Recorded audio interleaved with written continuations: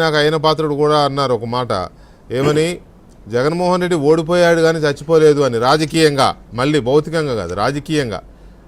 కాబట్టి ఆ పార్టీని రాజకీయాల్లో లేకుండా చేయడం అవసరమా లేదా, అది సాధ్యమేనా? స్ట్రైట్గా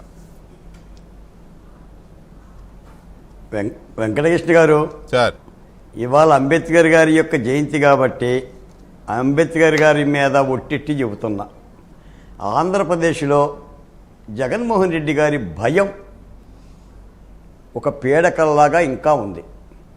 ఉందా? కారణం ఏదో నాకు తెలియదు కానీ జగన్ భయం ఆవరించి ఉంది. జగన్ భయం ఆవరించి ఉంది.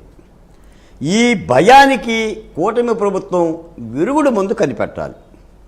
నాకు తెలిసి జగన్మోహన్ రెడ్డి గారిని కట్టడి చేయటం ఏకైక అస్త్రం డాక్టర్ బిఆర్ అంబేద్కరే.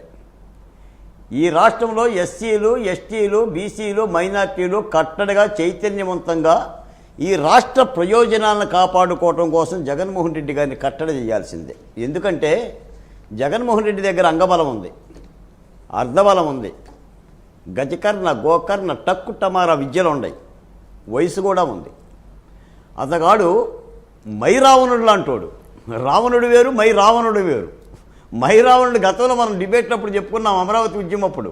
మై రావణుడు చిన్న సూక్ష్మ వస్తువుగా మారగలడు, పెద్ద వస్తువుగా మారగలడు. ఎందుకంటే డబ్బు ఉంది ఆయన దగ్గర, లక్షల కోట్ల రూపాయల డబ్బు ఉంది. అసలు ఆయన ఓడిపోతానని అనుకోలా కాబట్టే ఋషికొండ కట్టుకోండు. 3 కోట్ల రూపాయల మహారాణి యొక్క తల్పం ఎందుకు కట్టుకుంటాడంటే నేనే ముఖ్యమంత్రిని అనుకున్నాడు. అంటే వెంకటకృష్ణ పోరాటం ఫలించదు అనుకున్నాడు, బాలకోటయ్య యుద్ధం ఫలించదు అనుకున్నాడు. ఉద్యమాల గురించి ఆయనకి తెలియదు. మన ఉద్యమాలు తిరిగి ఆయన ఆశలను మొత్తం కూడా ఆవిరి చేసినాయి. ఇక వెనక ముందు చూసుకొని 11 ఎట్టొచ్చినాయి అర్థం కాదు ఆయనకి. ఇక ఏం చేయలేక ఈవీఎంలు మోసం చేసినాయి అంటున్నాడు. ఇప్పుడే సూపర్ 6 అని మాట్లాడుతున్నాడు. నేను చెప్పేది ఏంటంటే ప్రభుత్వాలు నేరస్తులను కూడా కట్టలు చేయలేకపోతే మరి ప్రభుత్వాలు ఉండిననేమి మండిననేమి. అప్పుడు కూడా ప్రజలుగా మేమే బాధ్యత పడాలా? చదువుకున్నవాడు నలుగురికి విద్య చెప్పాలి, మేధావి నలుగురిని చైతన్యవంతం చెయ్యాలి. 5 సంవత్సరాలు ఈ రాష్ట్రంలో అన్ని సామాజిక వర్గాలు యుద్ధం చేసి పోరాటం చేసి కూటాన్ని గెలిపిస్తే మరి మీరేం చెయ్యాలి? మీ 3 పార్టీలు ఎలా సయోధ్యతగా ఉండాలి? ఉంటారా? ఎంతకాలం ఉంటారు? ఎలా కట్టడి చేస్తారు? మీది బాధ్యత. మీది బాధ్యత లేనప్పుడు ప్రజలన్నా చైతన్యవంతం చెయ్యండి, ఇవ్వండి. మాణిక్య వరప్రసాద్ గారికి ఇవ్వండి, ఇంకో గఫూర్ గారిని పిలవండి, బాలకోటని పిలవండి. ఏం చేద్దామని చెప్పేసి చర్చ పెట్టండి ఈ రాష్ట్రానికి.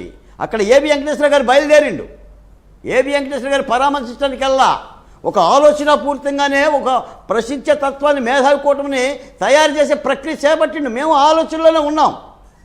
ప్రభుత్వం చైతన్యం ఉంది. మీకు మాట చెప్తాను సార్ వెంకటకృష్ణ గారు, ఇప్పుడు ఈ రోజున ప్రభుత్వం, మొన్న చంద్రబాబు నాయుడు గారు 2 బిడ్డలతో మీరు ఆగిపోండి అంటే రాష్ట్రంలో జనమంతా ఆగిపోయారు. ఆఖరికి ఆయన 2 బిడ్డలు మించిన వాళ్ళకి ఎమ్మెల్యేలుగా పోటీ చేయడానికి అనర్హులు, సర్పంచ్లుగా పోటీ చేయడానికి అనర్హులు. అంటే మా కుటుంబంలో 9 మంది సంతానం. మా నాన్నగారికి, నాకు పిల్లలంటే చాలా ఇష్టం. నేను 2 పిల్లలతో ఆగిపోయాను. మళ్ళీ ఈరోజు మీరు పిల్లల్ని కనమంటున్నారు. కంటున్నాగా. ఏ ప్రజలు ఎందుకు చైతన్యవంతం చేయరు?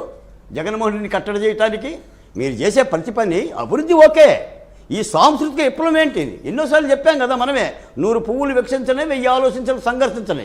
ఈ రోజున అమరావతి అయినా, పోలవరమైనా, విధ్వంసక పరిపాలన మీద అయినా సరే ప్రజలను చైతన్యవంతం చేయకపోతే, అన్ని సామాజిక వర్గాలను కూడా ఏకదాటి మీద నిలబెట్టలేకపోతే ఫలితం ఏంటి? అది కూడా ప్రమాదకరమే కదా.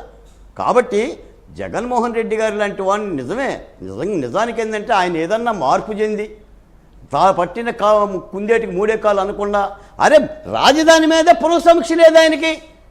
ఇవాళ 3 రాజధానులా, 30 రాజధానులా, 3500 రాజధానులా లేదు. ఇంత గఫూర్ గారు అన్నారు మళ్ళీ రాజధాని అమరావతిలో ఏదో భూములు మళ్ళీ ఒక 40,000 ఎకరాలు తీసుకుంటున్నారని మళ్ళీ ఆయన మొదలు పెడతాడు. అటు రాయలసీమలో మంట పెడతాడు, ఉత్తరాంధ్రలో నిప్పు పెడతాడు. విధ్వంసక రాజకీయాలే కదా. మనం పగడాల ప్రవీణ్ది రోడ్డు ప్రమాదం అన్న సంగతి తెలుసు కూడా ఎంత విధ్వంసకం చేశారు. మనమే టీవీ డిబేట్ చెప్పాం కదా.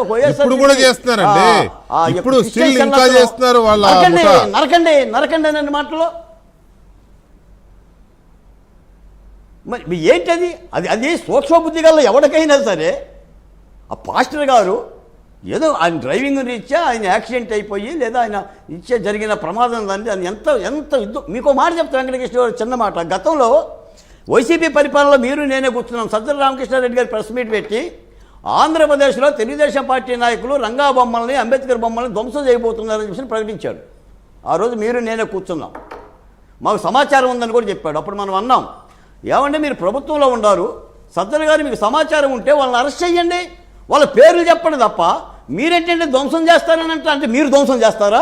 అంతేగా. ఆ రోజు దేవతా విగ్రహాలకి, రాముడి విగ్రహానికి, సీతమ్మ విగ్రహానికి అపచారం జరుగుతున్న విషయంలో ఆ రోజు మనం మాట్లాడితే గుర్తుంది నాకు, ఒక్క దెబ్బకి సజ్జల రామకృష్ణారెడ్డి యొక్క